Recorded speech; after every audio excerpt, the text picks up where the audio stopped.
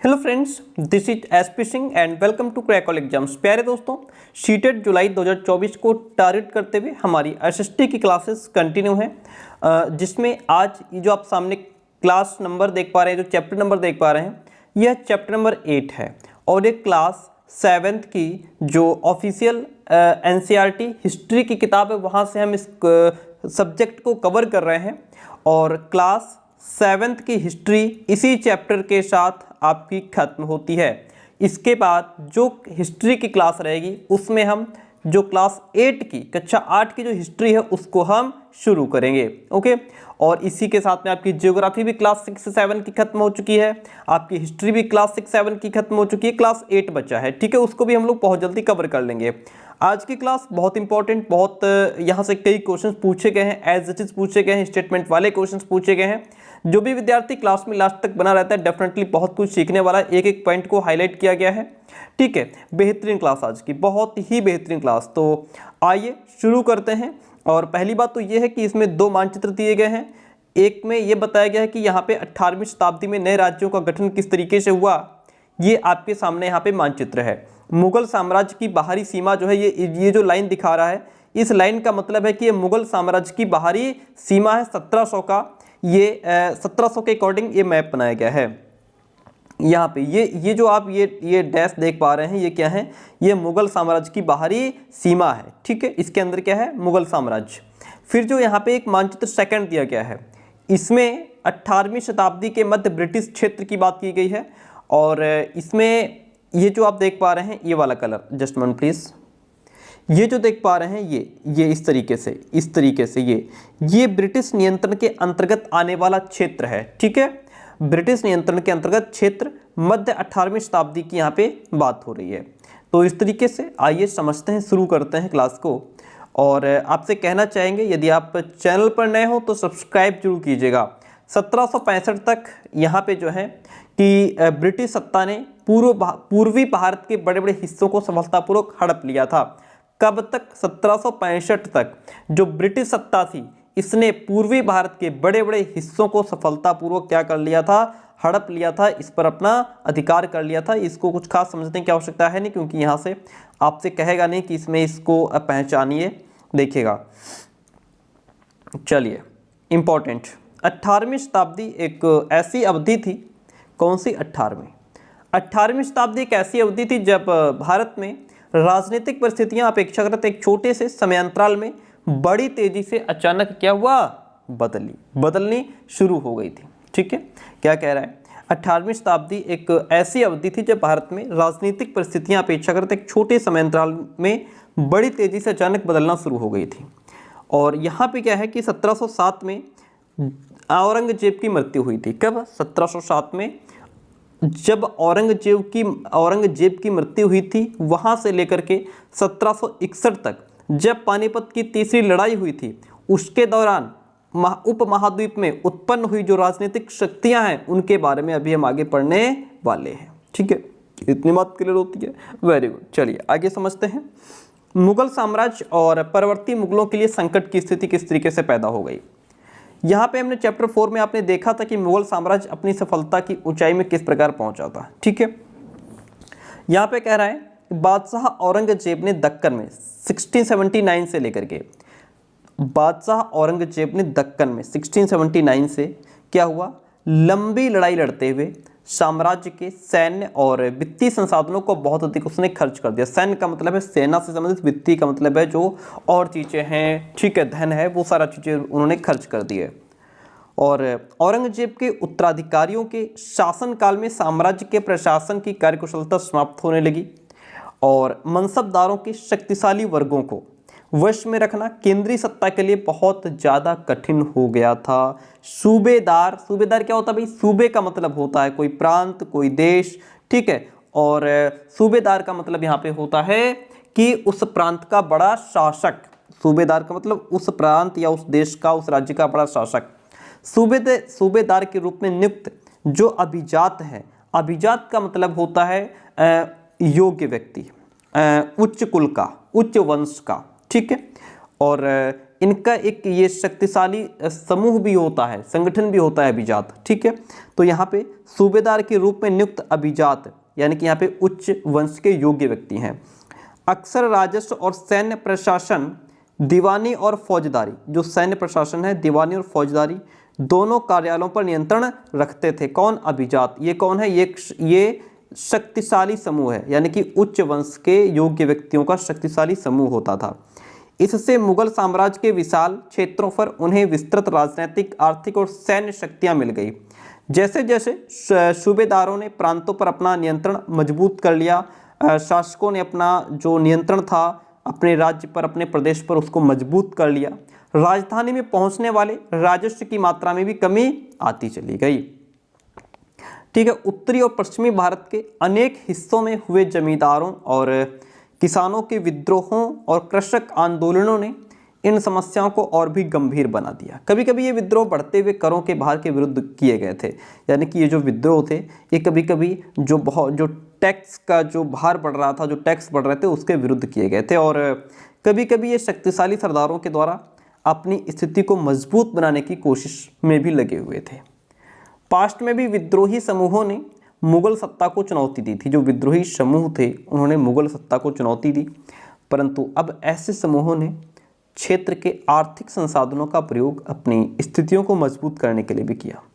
जिस तरह से धीरे धीरे राजनीतिक और आर्थिक सत्ता प्रांतीय सूबेदारों, स्थानीय सरदारों और अन्य समूहों के हाथों में आ रही थी, औरंगजेब के उत्तराधिकारी इस बदलाव को रोक ना सके। औरंगजेब के जो उत्तराधिकारी थे वो इसको रोकना चाह रहे थे, बट फेल हो गए, वो इसको रोक नहीं पाए। ठीक है, चलिए आगे बढ़ते हैं और यहाँ से आपकी कुछ पॉइंट इंपॉर्टेंट चीज़ें शुरू होती हैं। ये जो पिक्चर देख पा रहे हैं ये नादिर शाह का 1779 का चित्र है। किसका चित्र है? ये नादिर शाह का चित्र है। ठीक है, अभी इनके बारे में हम समझेंगे। चलिए ठीक है, तो ये जो हम ऊपर पढ़ रहे थे अभी कह रहा है कि औरंगजेब के उत्तराधिकारी जो थे, जो ये बदलाव आ रहे थे उसको रोक ना सके, और इस आर्थिक और राजनीतिक संकट के बीच ईरान के शासक नादिर शाह ने, जो अभी हमने यहाँ पे नीचे फोटो देखी नादिर शाह की, ये ईरान के शासक थे। ईरान के शासक नादिर शाह ने 1739 में दिल्ली पर आक्रमण कर दिया। ईरान के थे ये। ठीक है, दिल्ली पर आक्रमण कर दिया और संपूर्ण नगर को लूट करके वो भारी मात्रा में धन दौलत ले गया। नादिर शाह के आक्रमण के बाद अफगान शासक अहमद शाह अब्दाली के आक्रमणों का भी तांता लगा रहा, वो भी आते रहे। उसने तो 1748 से लेकर के 1761 के बीच 5 बार उत्तरी भारत पर आक्रमण किया और लूटपाट मचाता रहा, लूटपाट करके ले गया। ठीक है, यहाँ पे नादिर शाह के बारे में एक छोटी सी कहानी है और इसको कुछ खास पढ़ने की आवश्यकता है नहीं। देखिए, साम्राज्य पर सब ओर से दबाव तो पड़ ही रहा था। अभिजातों के विभिन्न समूह, यानी कि जो शक्तिशाली उच्च वंश के योग्य व्यक्तियों का जो समूह था, अभिजातों के विभिन्न समूहों की पारस्परिक प्रतिद्वंद्विता ने उसे और भी कमजोर बना डाला। ये जो अभिजात थे वो 2 बड़े गुटों में बटे हुए थे, ईरानी और तुरानी। ठीक है, और काफ़ी समय तक परवर्ती मुगल बादशाह इनमें से एक या दूसरे समूह के हाथों की कठपुतली बने रहे।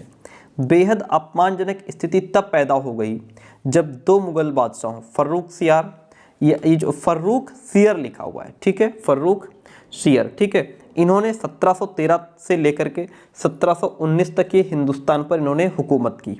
और आलमगार द्वितीय, कौन? आलमगार द्वितीय, इन्होंने क्या किया? ये आलमगार द्वितीय जो थे 15वें मुगल सम्राट थे और क्या कहें इनको कि मतलब 1754 से लेकर के 1759 तक इनका शासन रहा।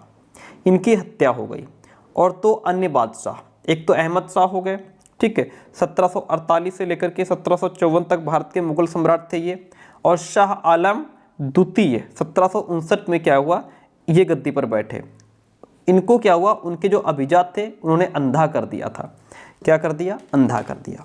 मुगल सम्राटों की सत्ता के पतन के साथ साथ बड़े प्रांतों के जो सूबेदार थे, बड़े प्रदेश, बड़े राज्य के जो शासक थे और बड़े जमींदारों ने उपमहाद्वीप के जो अलग अलग भाग हैं उसमें अपनी शक्ति और प्रबल बना ली, जैसे अवध, बंगाल और हैदराबाद हो गए। ठीक है, यहाँ पे एक पिक्चर आप देख सकते हैं, इसमें एक अभिजात के दरबार में स्वागत करते हुए फर्रुख सियर है। ओके, एक अभिजात है, उनका स्वागत करते हुए कौन है? ये फर्रुख सियर।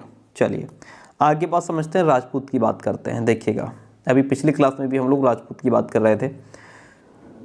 बहुत से राजपूत घराने, विशेष रूप से अंबर और जोधपुर के राजघराने मुगल व्यवस्था में विशिष्टता के साथ सेवारत रहे। ठीक है, विशेष रूप से सेवा करते रहे। बदले में क्या हुआ? बदले में उन्हें अपनी वतन जागीरों पर पर्याप्त स्वायत्तता का आनंद लेने की अनुमति मिल गई थी, यानी कि वो अपने वतन, अपने जागीर पर अपना खुद का शासन कर सकते थे। ठीक है, स्वायत्तता का मतलब जिसमें हम दूसरे से क्या होता है कि दूसरे का विचार विमर्श की जरूरत नहीं रहती है।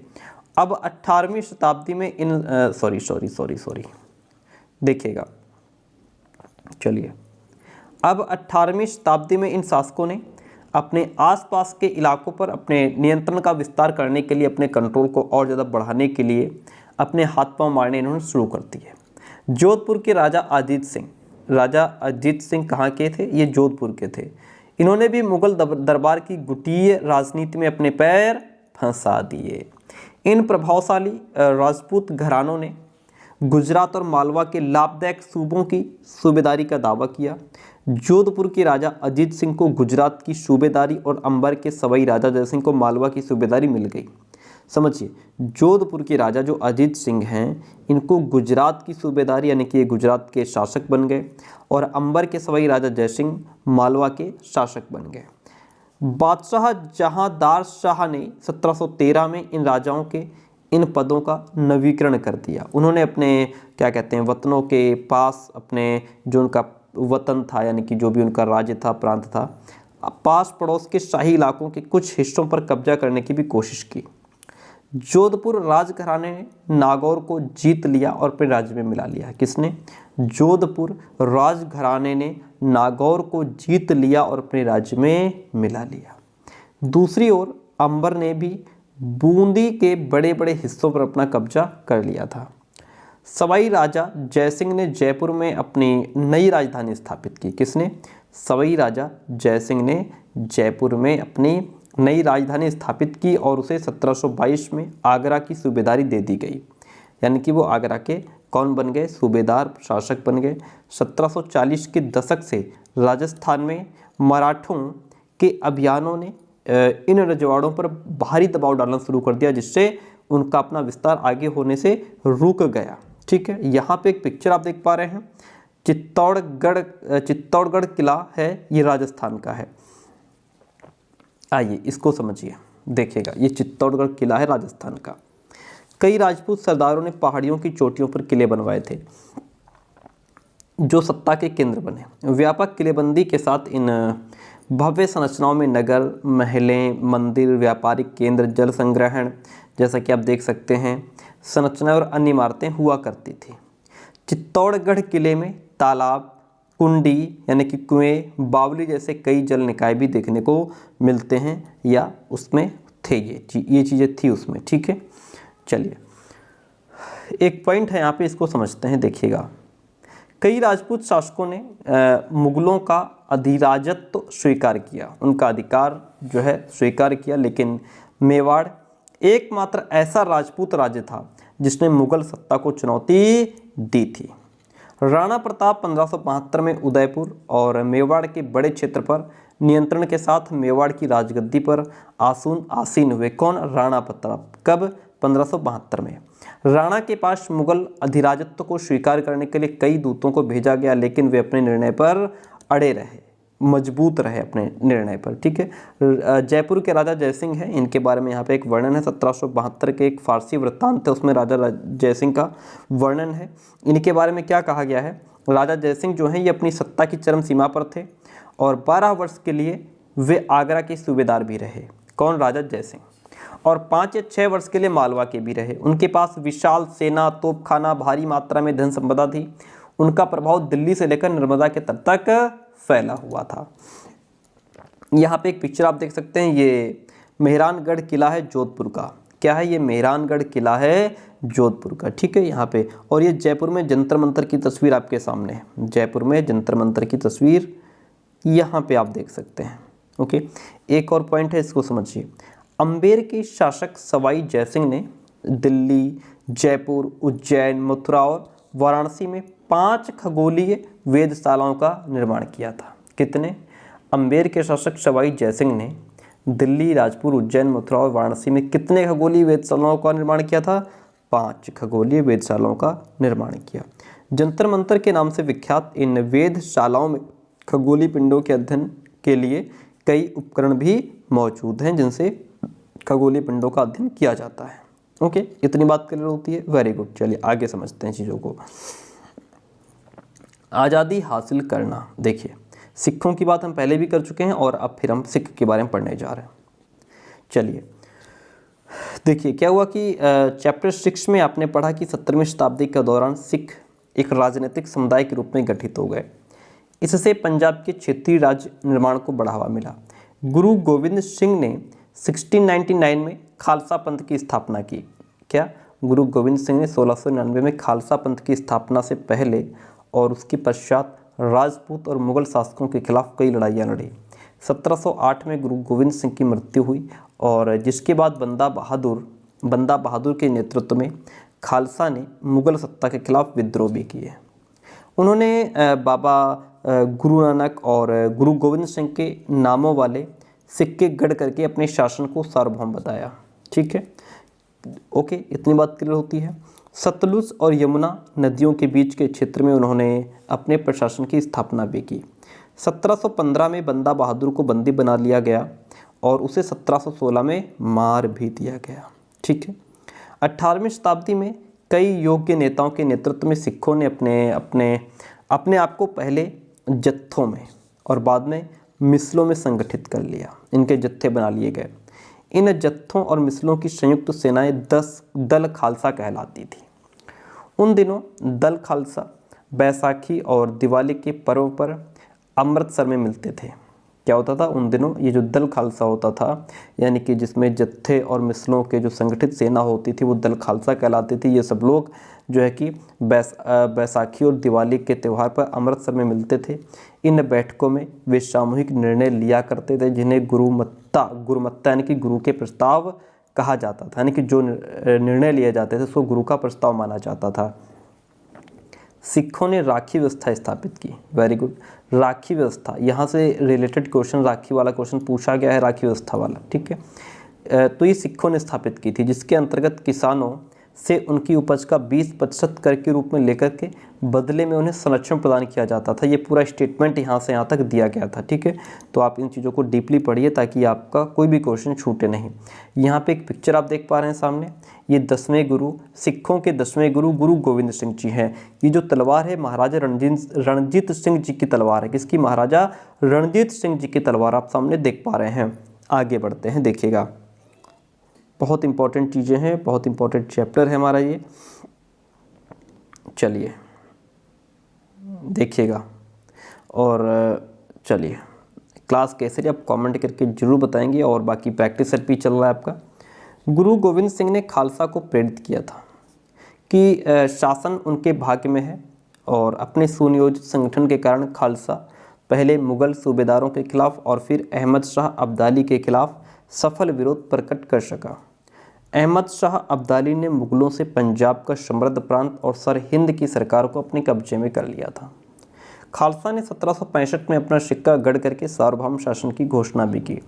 किसने? खालसा ने 1765 में अपना सिक्का इन्होंने गढ़ा, अपना सिक्का बनाया और सार्वभौम शासन की इन्होंने घोषणा भी की। ये महत्वपूर्ण है कि सिक्के पर जो शब्द उत्कीर्ण शब्द थे, जो शब्द उकेरे गए थे, जो बंदा बहादुर के समय में खालसा के आदेशों में पाए जाते हैं। ओके, और 18वीं शताब्दी के अंतिम भाग में सिख इलाके सिंधु से यमुना तक फैले हुए थे। 18वीं शताब्दी के अंतिम भाग में जो सिख इलाके थे वो सिंधु से यमुना तक फैले हुए थे। यद्यपि ये विभिन्न शासकों में बटे हुए थे। इनमें से एक शासक महाराजा रणजीत सिंह ने विभिन्न सिख समूहों में फिर से एकता कायम करके 1799 में लाहौर को अपनी राजधानी बनाने का काम किया, यानी कि लाहौर को अपनी राजधानी बनाया। यहाँ से मराठा की बात करेंगे। देखिएगा, मराठा राज्य एक अन्य शक्तिशाली क्षेत्रीय राज्य था। कौन? मराठा, जो मुगल शासन का लगातार विरोध करके उत्पन्न हुआ था। शिवाजी ने शक्तिशाली योद्धा परिवारों देशमुखों की सहायता से एक स्थायी राज्य की स्थापना की थी। किसने? शिवाजी ने। पॉइंट टू बी नोटेड, ध्यान दीजिए, शिवाजी ने शक्तिशाली योद्धा परिवारों यानी कि देशमुखों की सहायता लेकर के एक स्थायी राज्य की स्थापना की थी। अत्यंत गतिशील कृषक, पशुचारक, मराठों की सेना के मुख्य आधार बन गए। मराठों की सेना के मुख्य आधार कौन थे? कृषक, पशुचारक। शिवाजी ने प्रायद्वीप में मुगलों को चुनौती देने के लिए इस सैन्य बल का प्रयोग किया था, जिसमें कृषक थे, पशुचारक थे, है ना। शिवाजी की मृत्यु के पश्चात मराठा राज्य में प्रभावी शक्ति चित्तपावन ब्राह्मणों के एक परिवार के हाथ में रही, जो शिवाजी के उत्तराधिकारियों के शासनकाल में पेशवा यानी कि प्रधानमंत्री के रूप में अपनी सेवाएं देते रहे। पुणे मराठा राज्य की राजधानी बन गया। पेशवाओं की देखरेख में मराठों ने एक अत्यंत सफल सैन्य संगठन का विकास कर लिया। और एक सेकंड प्लीज, हुआ क्या, चलिए, विकास कर लिया। उनकी सफलता का रहस्य ये था कि वे मुगलों के किलाबंद इलाकों से टक्कर न लेते हुए उनके पास से चुपचाप निकल करके शहरों कस्बों पर हमला बोलते थे और मुगल सेना से ऐसे मैदानी इलाकों में मुठभेड़ भी लेते थे, जहां रसद पाने और कुमक आने के रास्ते आसानी से रोके जा सकते थे। नेक्स्ट पॉइंट हमारा कहता है 1720 से 1761 के बीच मराठा साम्राज्य का काफ़ी विस्तार हुआ। कब से? 1720 से 1761 के बीच में मराठा साम्राज्य का काफ़ी विस्तार हुआ। उसने धीरे धीरे और काफ़ी सफलतापूर्वक मुगल साम्राज्य की सत्ता को भी क्या हुआ, क्षति पहुंचाने का काम किया, यानी कि क्षति पहुंचाई। ठीक है। और 1720 के दशक तक, कब की बात है, 1720 के दशक तक मालवा और गुजरात मुगलों से छीन लिए गए। 1720 के दशक तक मालवा और गुजरात जो थे ये मुगलों से छीन लिए गए। 1730 के दशक तक मराठा नरेश को समस्त दक्कन प्रायद्वीप के अधिपति के रूप में मान्यता मिल गई। साथ ही इस क्षेत्र पर चौथ और सरदेशमुखी, अभी इन दोनों शब्दों को हम समझेंगे अलग अलग, चौथ और सरदेशमुखी कर वसूलने का अधिकार भी मिल गया था। आइए चौथ और सरदेशमुखी समझ लेते हैं। देखिए चौथ क्या होता है, जमींदारों के द्वारा वसूले जाने वाले भू राजस्व का 25% चौथ कहलाता है। दक्कन में इनको मराठा वसूला करते थे। सरदेशमुख दक्कन में मुख्य राजस्व संग्रहकर्ता को दिए जाने वाले भू राजस्व का 9 से 10% जो हिस्सा था वो सरदेशमुख कर कहलाता था। ठीक है, यहाँ पे एक पॉइंट हमारा छूटता है, पहले इसको समझते हैं फिर आगे पढ़ेंगे। शिवाजी का चित्र यहाँ पे आप देख सकते हैं। ओके, चलिए 17वीं सदी के अंत तक दक्कन में शिवाजी के नेतृत्व में एक शक्तिशाली राज्य के उदय की शुरुआत हुई, जिससे अंततः एक मराठा राज्य की स्थापना हुई। शिवाजी का जन्म जो है वो 1630 में शाहजी और जीजाबाई से हुआ था। अपनी माता और अभिभावक दादा कोंडदेव के मार्ग निर्देशन में शिवाजी कम उम्र में ही विजय पथ पर निकल पड़े। जावली पर कब्जे में उन्हें मवाला पठारों का अविवादित मुखिया बना दिया गया, जिसने उनके क्षेत्र विस्तार का पथ प्रशस्त किया। बीजापुर और मुगलों के खिलाफ उनके कारनामों ने उन्हें विख्यात व्यक्तित्व बना दिया। वे अपने विरोधियों के खिलाफ अक्सर गुरिल्ला युद्ध कला का प्रयोग करते थे। चौथ जो अभी हमने पीछे पढ़ा और सरदेशमुखी पर आधारित राजस्व संग्रह प्रणाली की सहायता से उन्होंने एक मजबूत मराठा राज्य की नींव भी डाली थी। आइए अब यहाँ से आगे समझते हैं। चलिए 1737, हो सकता है आपको लग रहा हो कि जो चैप्टर बोरिंग है, लेकिन स्टेटमेंट यहीं से बनते हैं। 1737 में दिल्ली पर धावा बोलने के बाद मराठा प्रभुत्व की सीमाएं तेजी से बढ़ी। 1737 में दिल्ली पर धावा बोलने के बाद जो मराठा है इसका प्रभुत्व की सीमाएं तेजी से बढ़ी। वे उत्तर में राजस्थान और पंजाब, पूर्व में बंगाल और उड़ीसा तथा दक्षिण में कर्नाटक और तमिल एवं तेलुगु प्रदेशों तक फैल गई। इन क्षेत्रों को औपचारिक रूप से मराठा साम्राज्य में सम्मिलित नहीं किया गया, मगर मराठा प्रभुसत्ता को स्वीकार करने के तरीके के रूप में उनसे भेंट की रकम ली जाने लगी। साम्राज्य के इस विस्तार से उन्हें संसाधनों का भंडार तो मिल गया, मगर उसके लिए उन्हें कीमत भी चुकानी पड़ी। मराठों के सैन्य अभियानों के कारण उन्हें शासक भी उनके खिलाफ हो गए। परिणाम स्वरूप रिजल्ट ये हुआ कि मराठों को 1761 में पानीपत की तीसरी लड़ाई में अन्य शासकों से कोई सहायता नहीं मिल पाई। और हुआ क्या कि अंतहीन सैन्य अभियान जो थे उनके साथ साथ मराठों ने एक प्रभावी प्रशासन व्यवस्था तैयार कर ली। जब किसी इलाके पर एक बार विजय अभियान पूरा हो जाता था और मराठों का शासन सुरक्षित हो जाता था कि हमारा शासन सुरक्षित है, तो वहाँ स्थानीय परिस्थितियों को ध्यान में रखते हुए धीरे धीरे भू राजस्व की मांग की गई। कृषि को प्रोत्साहित किया गया और व्यापार को पुनर्जीवित किया गया, जिससे लोग व्यापार कर पाएँ, कृषि कर पाएँ और हमको टैक्स मिल पाए। इससे सिंधिया, गायकवाड़ और भोंसले जैसे मराठा सरदारों को शक्तिशाली सेनाएं खड़ी करने के लिए संसाधन मिल सके। 1720 के दशक में मालवा में मराठा अभियानों ने उस क्षेत्र में स्थित शहरों के विकास और समृद्धि को कोई हानि नहीं पहुंचाई। उज्जैन सिंधिया के संरक्षण में और इंदौर होलकर के आश्रय में फलता फूलता रहा। ये शहर हर तरह से बड़े और समृद्धशाली थे और वे महत्वपूर्ण वाणिज्यिक और सांस्कृतिक केंद्रों के रूप में काम कर रहे थे। मराठों के द्वारा नियंत्रित इलाकों में व्यापारी के नए मार्ग खुले। चंदेरी के क्षेत्र में उत्पादित रेशमी वस्त्रों को मराठों की राजधानी पुणे में नया बाजार मिल गया। चंदेरी के क्षेत्र में जिनका उत्पादन हो रहा था, रेशमी जो वस्त्र थे, उनको मराठों की राजधानी पुणे में नया बाजार मिल गया। बुरहानपुर पहले आगरा और सूरत के बीच की धुरी पर ही अपने व्यापार में संलग्न था, लेकिन अब उसने अपने वाणिज्यिक भीतरी क्षेत्र को बढ़ा करके दक्षिण में पुणे और नागपुर को तथा पूर्व में लखनऊ और इलाहाबाद को शामिल कर लिया था। ठीक है, इतनी बात क्लियर होती है।